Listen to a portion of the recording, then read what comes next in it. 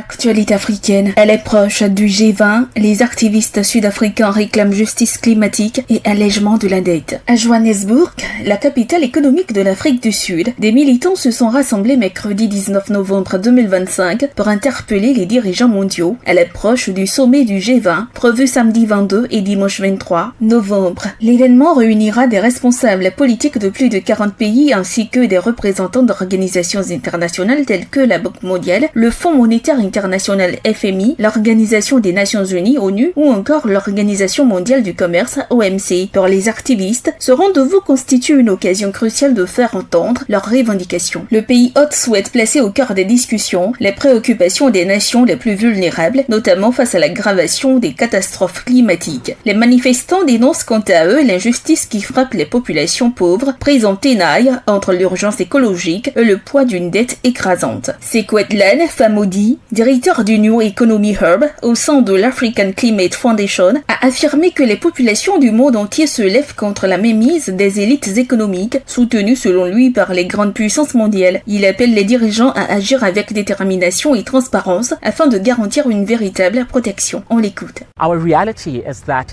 Notre réalité, c'est que partout dans le monde, ce n'est pas seulement au Kenya, à Madagascar, au Maroc, au Népal ou en Indonésie. Cela se passe dans le monde entier. Les 99% se soulèvent contre les oligarques du monde, contre les milliardaires et contre les multinationales que les grandes puissances du monde soutiennent pour nous tyranniser et piller nos richesses. Ce dont nous avons besoin, c'est de clarté et de courage de la part des dirigeants mondiaux pour garantir que nous sommes réellement protégés contre la faim, protégés contre les catastrophes climatiques en cours et que nous assurons également la dignité du développement que nous méritons.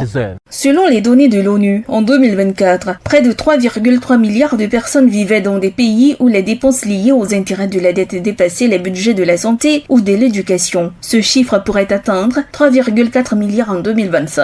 Illustrant l'ampleur du fardeau qui pèse sur ces nations. Accra, agence presse, radio et audio.